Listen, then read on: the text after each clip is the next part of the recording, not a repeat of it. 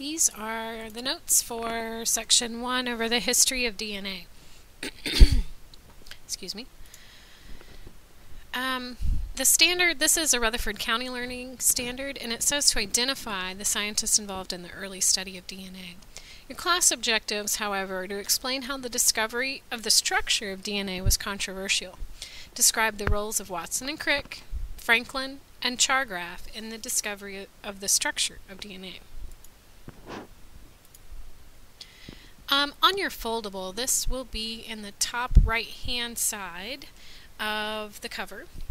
The discovery of the structure of DNA occurred in the late 40s, early 1950s. In fact, Watson and Crick published their model in 1953.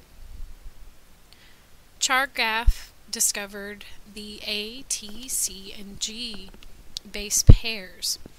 In his experiments, he found that the number of A always equaled the number of T molecules, and the number of C molecules always equaled the number of G molecules.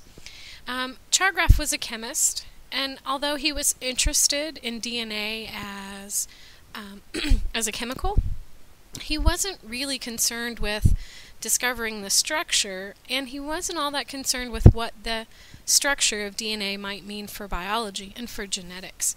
And this is a picture of him in his younger years.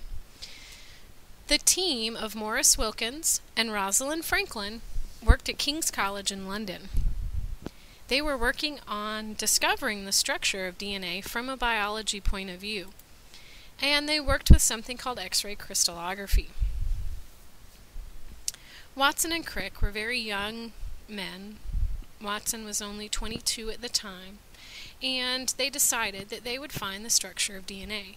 So without doing any experiments of their own, they gathered information from Chargaff, Morris Wilkins, and Rosalind Franklin, and put together the first model of DNA.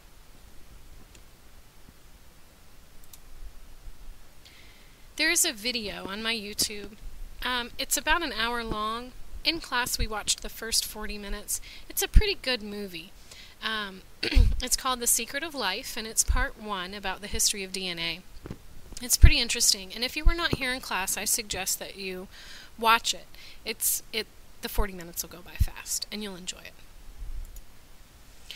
So after we watched the video, we wrote a reflection on how you would feel about the whole situation from the point of view of one of these scientists. And that's it for the first section of notes.